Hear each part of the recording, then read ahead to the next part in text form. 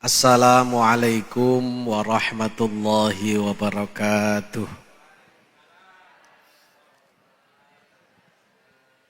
Bismillahirrahmanirrahim. Alhamdulillahi rabbil alamin. Allahumma salli wa sallim ala sayyidina Muhammadin wa ala ali sayyidina Muhammad. Adada ni'amillahi wa ifdalih. Allahumma akrimna binuril fahmi wa akhrijna min dhulumatil wahmi waftah lana abwaba rahmatika wansur alaina hikmataka ya arhamar rahimin. Subhanaka la ilma lana illa ma 'allamtana innaka antal alimul hakim. Allahumma hidayatan lis-shawab amma ba'du. Yang saya muliakan keluarga besar dari almarhum al-maghfurlah Mbah Yai Abdul Majid, wabil khusus Kiai Haji Ibrahim Abdul Majid, Kiai Haji Hudari Abdul Majid, Kiai Haji Muhammad Hazin Abdul Majid, Bunyai Sarahiyah Abdul Majid, Bunyai Mahmudah, Bunyai Lihah Umar, dan sedaya keluarga besaripun, misanan-misanan yang semuanya mudah-mudahan senantiasa dalam barokah Allah Subhanahu wa taala.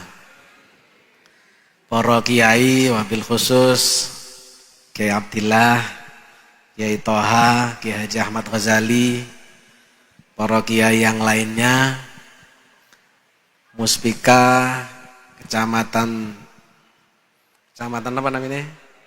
Tegal Sari, Pak Kapolsek, Pak Camat, Pak KUA, semua yang hadir di tempat ini, para rawuh yang saya muliakan, hadirin dan hadirat, mudah-mudahan kita senantiasa sehat walafiat, zahiran wa batinan.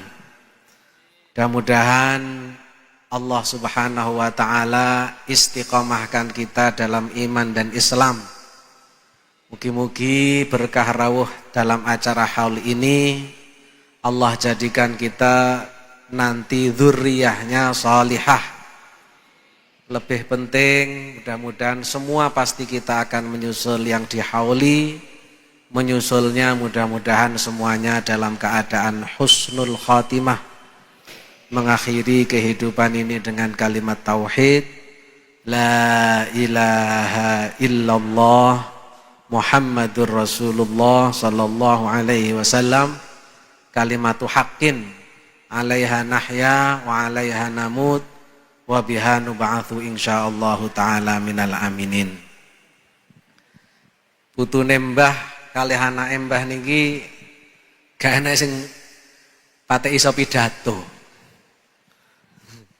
Jadi giliran haul, giliran keluarga sing ngisi, kula niki wis paling pol pinter pidatone. Jadi ngenten niki lomba pidato mbiyen ra tau menang, tapi ya kangge ae alhamdulillah. Ini barokah mbae. Kula niki putrane Pak Kiai Ibrahim Barep. Pas diceritakne kowe niki roh udane kula nih alumni sing wow sambutan. Kula nate pas teng Cirebon ngaos dijajari kalih nawa namine Ketua MUI Kabupaten Cirebon. Kula ditangkleti napa jenengan putune Mbah Majid sing putrane Pak Ibrahim kalih Bu Saadah. Nggih kula. Salam saking bojo kula. Duh napa jenengan bojone kenal kalih ibu kula? Nggih, riyen rencange ibuke jenengan pas ibuke jenengan teng bandar jenengan dibeto dititipne bojone kula. Dadi lek payah pengen nguyuh jenengan sing natur bojo kula jerene. Sora konangan modale lek ditatur-tatur ini. Tapi ya alhamdulillah yang penting dadi wong manfaat. Kula nate tangklet abahe critane mbahe terakhir sebelum wafat niku napa? Beliau menceritakan niki rawinya masih hidup ini. karena hadir di acara hall ini. Ketika Mbah Majid niki ngopeni gumuk niki, Mbah Majid niku ndamel liang lahatnya sendiri tanpa ada yang tahu dan tidak ada yang diberitahu. Tiba-tiba abahe niku diparani kalih almarhum, "Him, aku duwe omah anyar ngajenono."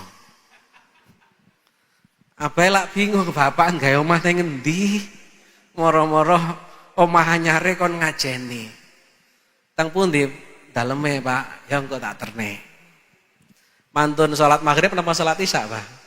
Mantun salat isya abahe dijak kalih Mbah Majid mriki kan mlebu teng liang lahat. Kan hataman Quran sampai mantun. Dados niki liang lahate Mbah niki sak derenge dinggeni Mbah pun dihatami Quran sak hataman kali abahe. Saking pengene kuburane adem. Dan setelah itu pinten dinten kemudian beliau wafat. Tidak lama kemudian almarhum ini wafat. Jadi seorang sosok yang sudah mengerti lek cara tiyang sakniki ahli makrifat kinten ngoten niku. Jadi kalau menyebut Mbah Majid ini sebagai wali, menurut saya sesuatu hal yang tidak berlebihan. Kalau Kanjeng Nabi dan para nabi serta para rasul diberi keistimewaan oleh Allah namanya mukjizat. Lek para wali niku diberi namine karomah. Teng kaidah disebutaken kullu ma yasihhu ayyakuna mu'jizatan lin nabi yasihhu antakuna karamatan lil wali. Segala sesuatu yang pernah menjadi mukjizatnya seorang nabi sah dan boleh menjadi karamahnya seorang wali. Baginda Rasulullah sallallahu alaihi wasallam itu enggak ada mukjizat dua. Satu, mukjizat yang terputus hanya masa hidupnya beliau. Dan yang kedua adalah mukjizat yang mustamirrah sampai beliau pun wafat, mukjizat itu masih berlaku. Jadi hampir semua para muassis ma'had itu layak untuk mendapat gelar sebagai seorang wali karena tinggalannya itu adalah sebagai mukjizat yang mustamirrah, yang manfaat lidini wal ummah, saged minterne masyarakat, saged dandani akhlake masyarakat, saged nguripi masyarakat dan banyak manfaat-manfaat yang lainnya. Jadi kalau hari ini kita mengkholi almarhum al-maghfurlah adalah sesuatu hal yang bahagian daripada mudah-mudahan barokahnya juga rembes kepada kita semua.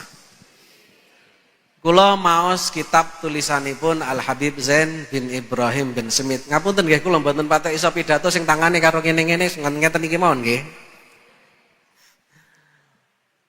Teng mriku enten beliau nulis kitab namine Al Manhajus Sawi fi Syarhi Thariqah Al Ba'alawi. Di dalam salah satu napa namine isi kitab itu ada cerita. Ceritanya ada seorang anak muda yang akan dimasukkan neraka oleh malaikat kemudian dilarang oleh Allah Subhanahu wa taala. Tanya dulu dengan dengan 4 pertanyaan.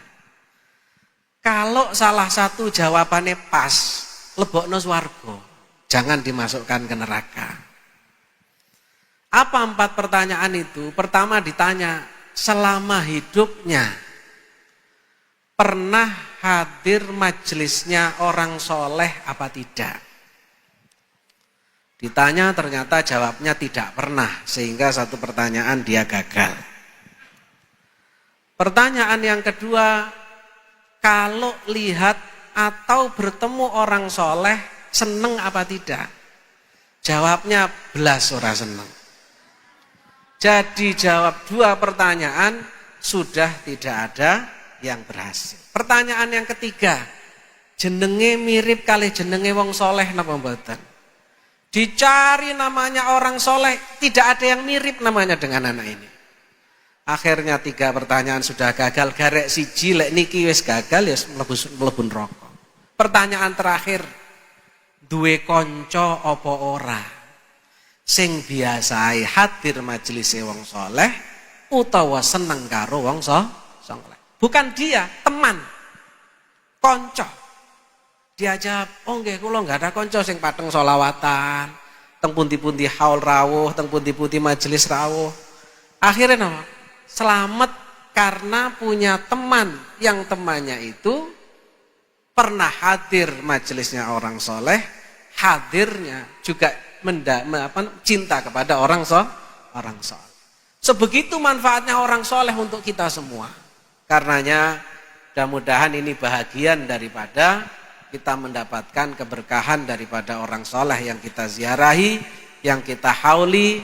Mudah-mudahan kita dicatat sebagai orang-orang yang cinta kepada orang soleh dan yuhsyarul mar'u ma'aman ahab. Kebetulan ini bulan Rajab, ada sedikit cerita Imam Hasan Al-Basri zaman dulu kiai. Jadi sudah kodratnya. Jadi kiai niku bukan perkara gampang. Karena kiai itu tempat sambate wong. Nggih. Imam Hasan Al-Basri niku ditekani oleh tamu 3 orang. 3-tiganya tamune sambat. Pertama tamunya sambat, ya Imam, kula niki sawahe kathah tapi mboten angsal bagian banyu kalih mboten kebagian udan. Sehingga sawahnya tidak produktif. Saya harus bagaimana? Kata Imam Hasan Al-Basri, ya sekarang kamu pulang, kamu banyak baca istighfar. Tamu yang kedua sambat, ya Imam, saya ini penyakitan sejak lahir sampai sekarang nggak sembuh-sembuh. Biar saya ini sembuh sakit saya harus bagaimana? Imam Hasan Al-Basri bingung, orangnya kelihatannya seger kok tapi sambatnya kering. Ditanya, "Mang sakitnya apa, Mas?" "Penyakitnya namanya penyakit melarat," katanya. Penyakit melarat, oh ada penyakit baru ini yang obatnya tidak di rumah sakit tapi di BRI. Oh gitu ya, sekarang sampean pulang, nanti sampai rumah banyak baca istighfar. Sing nomor 3 enten malih sing sambat Imam, apa meneh sambate sampean? Saya ini sudah nikah bertahun-tahun. Ikhtiar bikin anak diewangi bendino. Tapi mboten dadi-dadi. Kersane kula niki ndang dadi duwe anak pripun carane? Yo, ikhtiare dilakoni terus, ditambahi baca istighfar. Soalnya lek sing nomor 3 istighfar tok ora cukup. Istighfar karo bojone disanding ora dadi. Akhirnya tamunya pulang semuanya, muridnya niki, "Imam, hari ini kok aneh. Ada apa? Kenapa aneh?" Tamunya 3, persoalannya beda-beda, solusinya kok sama. Lah akhirnya Imam Hasan Al-Basri tangket teng murid lho, sampean ora tau ngaji katanya. Nggih kula ngaji. Kemudian Imam Hasan Al-Basri membaca firman Allah Subhanahu wa taala di dalam Al-Qur'an, "Faqultu astaghfiru rabbakum innahu kana ghaffara." Istighfar. Buahnya apa? Nomor 1, yursilis sama alaikum midrara. Sing nomor 2 wa yumdidkum bi amwal. Sing nomor 3 wa banin. Wa yaj'al lakum jannatin wa yaj'al lakum anhar. Jadi istighfar itu buahnya banyak.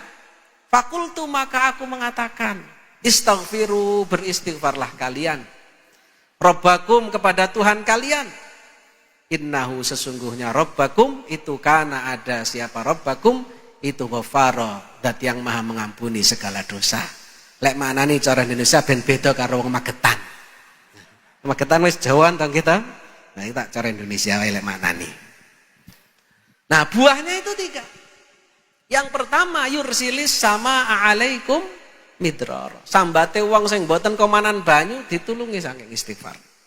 Dan air itu adalah sumber dari segala kehidupan. Wa ja'alna minal ma'i kulla syai'in hayyin.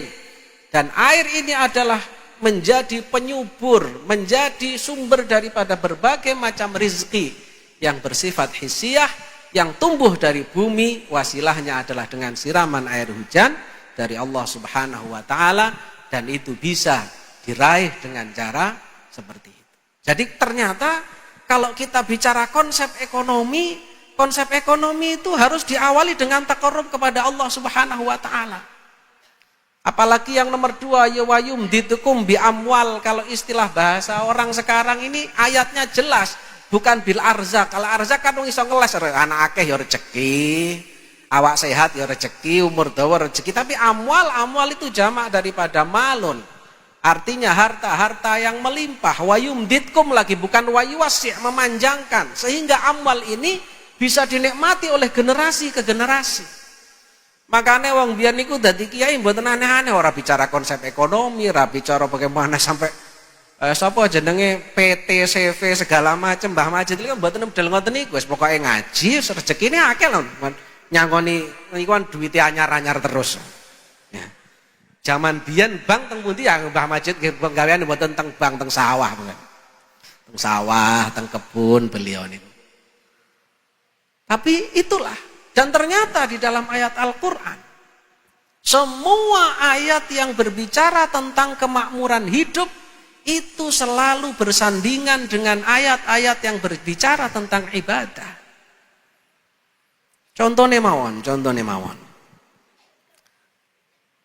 Ya ayyuhan nasu abudu rabbakumul ladzi khalaqakum wal ladzina min qablikum la'allakum tattaqun. Alladzi ja'ala lakumul arda firasya was-samaa'a binaa'a wa anzala minas samaa'i maa'an fa akhraja bihi minats thamarati rizqan lakum fa'budullah begini rizqan lakum wa ma khalaqtul jinna wal insa illa liya'budun. Lanjutane ma uridu minhum min rizqin wa ma uridu minhum ayyut'imun. Lanjutane niku perintah ibadah rizki. Wa'mur ahlaka bis salati wastabir 'alaiha la nas'aluka rizqa nahnu narzuquk wal 'aqibatu littaqwa. Walau anna ahlal qura amanu wattaqau la fatahna 'alaihim barakatin minas sama'i wal ardh. Walau annahum aqamut taurata wal injil wa ma unzila ilaihim mir rabbihim la akalu min fawqihim wa min tahti arjulihim. Jadi semua konsep kemakmuran hidup dengan ibadah ini tidak bisa ditinggal. Makanya zaman dulu tidak ada cerita kiai melarat. Mbah kula dari ibu berarti moro sepaya mbah kula. Mbah Yaskandar Brasan. Mbah Kandar niku bojone sekawan, Pak. Tadi lek nasab gak ketemu kula. Ketemune rene siji. Nggih. Nah, soalnya bine mriki tadi siji. Cara mana Partai Persatuan. Bahkan Kandar niku garwane sekawan. Anake niku 28. Nggih. Mbah Kandar niku mboten duwe PT, mboten duwe perusahaan. Penggaweane namung kalih, siji ngimami masjid, sing dimami masjide dhewe ora enek sing amplop ya. Nomor 2 mulang ngaji, sing dulang ya anak sing 28 niku. Dadi mboten nenten sing nyangoni, tapi anak 28 tidak ada yang kena penyakit gizi buruk, semua subur makmur, garwa sekawan semua rezekinya melimpah. Ketika beliau wafat, anak semua dapat warisan, artinya melimpah rezekinya. Lo nate diceritani kalih murite abuya almarhum almaghfurlah Sayyid Muhammad bin Ali Malikin. Namine Kiai Yusuf Raihan tiang Pacet Mojokerto. Beliau niku karena mijete penak sering disuwuni pijet Sayyid dalu Jumat nih. Masjid mesti sing dipijeti sukune. Setiap mijet mesti wonten tamu. Tamune nggih wong Arab jubahan kalih kuteran wonten niku. Mangken terus gawa koper. Assalamualaikum, koper diteleh, mundur pamit. Karena beberapa kali terjadi kejadian semacam itu, beliau akhirnya penasaran tangklet. Sayyid pareng napa mboten kula ningali isi kopere, wong santri ndlodok ngoten. Namine santri kepo niki namanya, cara lare saiki. Akhirnya ya cukup kopere deleh ning sikil tempate dipijet niku kalih dijejet fuku. bukaan lek pengen roh. Dibuka niku isine sak koper duit dolar anyar-anyar $100 ngoten niku. Kebek sak koper. Ki angger dipijeti mesti tamu niku dugi.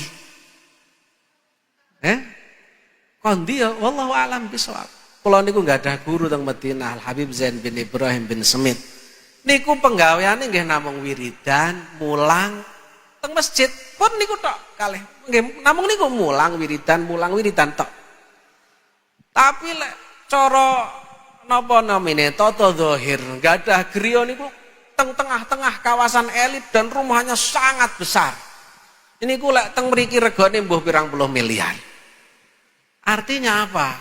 Bahwa kemakmuran itu dengan takarrub kepada Allah bisa diraih. Hanya persoalannya manusia dan generasi akhir zaman itu adalah yang menurun dari itu adalah ats-thiqatu billah. Keyakinan dumateng Gusti Allah Subhanahu wa taala yang persoalannya akhir zaman ini semakin menurun. Makanya sekarang banyak kiai ngobyek, Pak. Nyambi-nyambi tim sukses kan lumayan. Dodol-dodol apa ngono lumayan. Kenapa?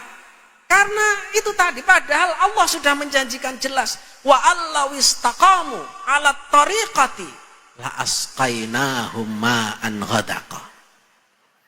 Andaikan mereka mau istiqamah, satu ditekuni, la asqainahum.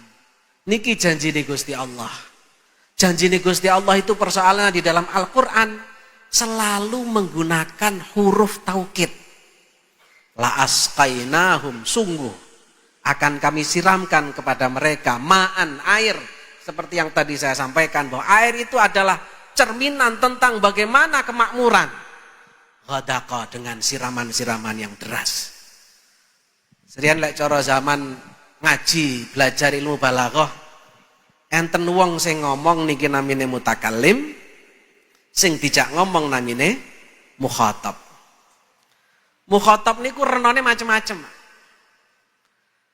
Lek mukhatab niku gampang ngandel, niku cukup pakai kalimat khobar biasa tanpa ada huruf taukidnya. Contoh, kula ngomong kalih Zaid, kula ngabari Zaid, Umar teko. Pun, krana Zaid ngandel, saya nggak perlu menambahkan kalimat yang meyakinkan mukhatab. Lek cara Zaid, alah mbel mosok Umar teko, ngoten kan? Ora ngandel mukhatabe. Kula mesti menambahkan tenan Umar teko. Tetap dia kok tidak percaya, mungkin saya tambahkan untuk meyakinkan lah. Sumpah, bagaimana begitu kan? Itu namanya taukid, penguat. Kalau mutakalimnya saya, mukhatabnya itu tidak percaya, sah-sah saja mungkin mulut saya ini kotor dan pembohong. Tapi di sini mutakalimnya adalah Allah Subhanahu wa taala memberikan janji kepada manusia, setiap ada janji jawabnya selalu menggunakan huruf taukid. Ini sebenarnya sindiran bahwa kita kurang mempunyai thiqah billah yang kuat.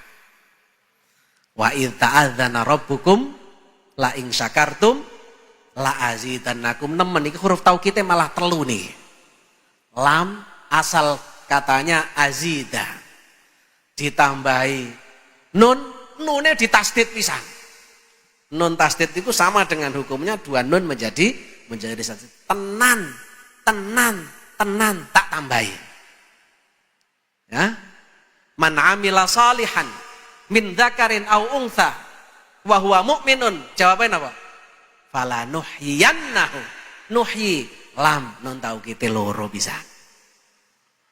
Nah, ini janjinya Allah. Allah apakah pernah mengingkari janjinya? Tidak. Lek sing ngomong kula wajar wong cangkemku cangkem suwe. Gitu. Tapi kalau misalnya itu mutakalimnya adalah Allah Subhanahu wa taala, ini sindiran buat kita. Makanya ora usah wedi, istiqomah ngaji dicukupi kalih Gusti Allah. Man kana lahu majalisun wa madaris ya'ti rizquhu wa huwa jalis. Dadi wong niku lek pateng mulang mboten usah golek rezekine sing mara. Nggih, niku pun dicontohne mbah-mbah awake dhewe. Mosok ora niru mbah-mbah awake dhewe. Man lam yusyabih abahu fama dzalam. Niki nasihat tinggi gus-guse sing cek nom-nom kaya aku pisan niki. Sing cek temen dadi tim sukses, pilpres melok-melok, pilkada melok-melok. Cek enek ngono-ngono kuwi ne, cek rong pateni rumbahe ngoten. Muga-muga engko tuwek sadar ngoten. Nggih. Kersane padha barokah karena inti keberkahan itu adalah semakin orang thiqah billahnya itu kuat, itu akan semakin banyak apa yang menjadi impian-impiannya tanpa harus dipaksa-paksa untuk kita cari. Kula niku nate curhat kali abah kula, Bah. Kula napa ngingu sapi yo mati aku. Dodol ya bangkrut. Akhirnya abah kula cerita, aku mbiyen yo gumun kok. Duwe pitik tak tuku loro sesuk tak jenenge adikmu, sesuk tak jenenge kowe. Sing tak jenenge kowe yo mati jenenge. Ora bakat ngingoni pitik karo sapi berarti. Terus ngingoni napa? Sing ngingoni santri ae ngono. Alhamdulillah, pawakane ngoten niku ora usah dadi wong aneh-aneh. Sing dadi camat wis enten. Saniki lek ngurusi napa-napa kathah sing rebutan, tapi ngurusi pondok pesantren ini kalau bukan kita, bukan keluarga kita, bukan kita sendiri, kita siapa lagi? Bukan alumni, siapa lagi? Sing ngurusi politik sudah banyak ahlinya, yang ngurusin bisnis sudah banyak ahlinya. Tidak ada orang yang konsentrasi dalam urusan ilmu diabaikan hidupnya oleh Allah Subhanahu wa taala. Baginda Rasulullah sallallahu alaihi wasallam ngendika, "Innallaha yatakaffalu li talibil ilmi birizqih ridhaan bima yatlubuh." Allah Subhanahu wa taala nanggung orang yang mencari ilmu, orang yang ngurusi ilmu dengan rizkinya karena Allah senang dengan apa yang dia lakukan. Persoalannya takaful itu ada yang sifatnya am. Gusti Allah pun nanggung sedaya ciptaan dengan rizkinya. Hewan-hewan sudah ditanggung oleh Allah rizkinya. Menungso pun ditanggung oleh Allah sedaya rizkinya. Itu namanya takaful am. Ada takaful khas. Takaful khas itu artinya setelah Allah tanggung secara umum dijamin rizkinya. Ada jaminan tambahan. Jaminan tambahan itu adalah orang-orang yang hidupnya peduli kepada ilmu. Makanya Kanjeng Nabi Muhammad sallallahu alaihi wasallam, orang hidup itu jangan lepas daripada salah satu 4 perkara. Jenengan lek pengen dadi wong aja ucul saking 4 perkara niki. 1, kun aliman. Kalau bisa jadi orang alim. Lek bisa. Kalau tidak bisa, au muta'alliman. Jadi orang yang muta'allim, mau belajar. Gelem dadi santri. Kalau tidak ada waktu, masih ada kesempatan jadi orang baik, au mustami'an, minimal nguping. Yang nguping kan ngenten iki, ngaji orang nggawa buku, orang nggawa pulpen, modal kuping, asal lungguh bar nggih melok mangan ngoten mawon cekap. Balik entuk brek. Alhamdulillah. Teng pundi malih jenengan ngenten iki teng Saudi mboten oleh, Pak. Kumpul-kumpul ngenten iki bagi-bagi berkat haram teng. Alhamdulillah teng mriki mboten masalah. Nah, kalau ternyata masih juga tidak bisa untuk jadi salah satu dari 3 ini, masih ada pilihan terakhir, au muhibban, jadi wong sing seneng. Seneng kalih sinten? Seneng dengan ilmu, seneng dengan ulama. Wala takunil khamis fatahlak. Jangan jadi rombongan yang nomor 5. Alim tidak, muta'alim tidak, mustami' tidak, muhib juga tidak, fatahlak. Maka kamu pasti akan menjadi orang yang hancur. Al-Imam Muhammad bin Idris Asy-Syafi'i rahimahullah, beliau mengatakan, man la yuhibbul ilma wa la yuhibbul ulama'a la khaira fihi fala takun bainaka wa bainahu shadaqah wala musahabah. Siapa orang yang di dalam hatinya tidak ada rasa cinta kepada ilmu, tidak ada rasa cinta kepada ulama, maka orang ini tidak ada nilai baiknya sama sekali. La khaira fih fala takun bainaka wa bainahu shadaqah wala musahabah. Tidak ada, jangan ada pertemanan antara dirimu dengan mereka. Jadi ada cerita di Damaskus, di Syam, yang sekarang baru saja dikuasai oleh pemberontak. Di sana ada pemakaman namanya Dahdah. Apa? Dahdah. Komplek pemakaman. Di situ banyak dimakamkan para ulama, para wali. Ada salah seorang pegawai penggali kubur namanya Abdurrahman. Abdurrahman ini penggali kubur. Jadi di Timur Tengah itu karena tanah pekuburan terbatas, jadi ada petugas penggali kubur itu pegawainya pemerintah. Jadi dia jadi pegawai kubur digaji oleh pemerintah. Nanti kalau ada kuburan ini sudah berapa lama digali lagi, kalau kosong nanti diisi yang baru. Abdurrahman ini sejak usia 20 tahun sudah menjadi penggali kubur. Cerita ini terjadi ketika dia sudah usia 45 tahun, berarti 25 tahun menjadi penggali kubur. Ketika itu dia didatengin satu ibu-ibu, pesan satu lubang. Buat siapa? Anak saya. Oh ya, disiapin satu lubang. Ketika disiapkan satu lubang, beberapa jam kemudian datang iring-iringan jenazah ke lubang yang dipesan tadi. Yang mengantar enggak banyak, tidak banyak ramai, tidak banyak orang yang mengantar, hanya beberapa saja. Karena keluarganya tidak banyak yang mengantar, sehingga Abdurrahman ini penggali kubur ikut di bawah nampani jenazah.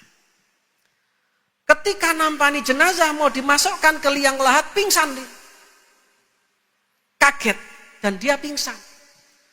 Akhirnya diselesaikan oleh yang lain, Abdurrahman diangkat ke atas.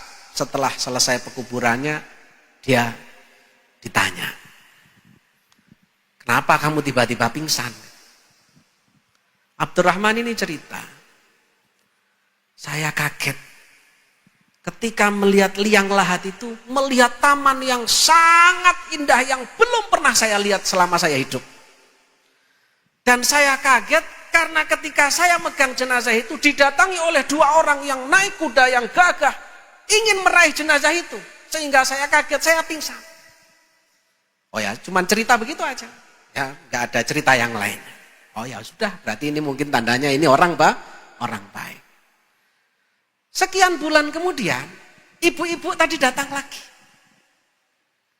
Pesan satu lubang lagi, katanya. Buat siapa? Anak saya mati lagi. Jadi yang kedua mati. Akhirnya digali lubang. Abdurrahman ini tadi masih yang gali. Dia ketika ikut nampani jenazah ini melihat pemandangan yang sama. Tapi dia tidak pingsan karena sudah pernah melihat ketika pertama. Dia kuburkan seperti biasa. Akhirnya penasaran. Kok satu orang perempuan pesen 2 lubang liang lahat, dia melakukan proses pemakaman, pemandangan yang disaksikan sama. Begitu pemandangan yang tidak pernah dia saksikan. Akhirnya apa? Akhirnya dia penasaran, cari alamat ibu tadi itu. Setelah ketemu, dia tanya, pekerjaan anak-anakmu yang kamu kuburkan kemarin, yang kamu antar ke makam kemarin apa? Kenapa nanya-nanya anak saya? Saya yang gali kuburnya. Saya yang mengantarkan jenazah, yang ikut memasukkan jenazahnya ke dalam liang lahat. Terus kenapa kamu penasaran sama anak saya? Dia cerita kejadian itu, ibunya menangis. Terharu dengan keistimewaan yang Allah berikan kepada anaknya. Kemudian ibunya cerita, anak saya yang mati pertama itu santri. Kalau di sini bahasanya santri sedang ngaji lah kira-kira gitu. Yang kedua cari kayu bakar. Bukan santri. Tapi hasil jualan kayu bakarnya dibagi 2. Satu buat saya untuk hidup, satu buat adiknya yang sedang belajar. Ternyata Allah memuliakan orang yang urusan dengan ilmu, tidak hanya yang ngaji saja, tapi orang yang hidupnya mengaitkan dirinya dengan proses ilmu tersebut juga mendapatkan kemuliaan dari Allah Subhanahu wa taala. Sehingga baginda Rasulullah sallallahu alaihi wasallam menyampaikan hadisnya, man salaka tariqan yaltamisu, berkaitan fihi ilman, ada urusannya dengan ilmu. Ya sing ngaji, ya sing mulang, ya yang menyiapkan sarana dan prasarananya. Ada kakak beradik pada masa baginda Rasulullah sallallahu alaihi wasallam. Kakaknya pengusaha wira swasta. Adiknya haul di mana ikut, ngaji di mana ikut, ada Kanjeng Nabi majelis di mana saja ikut.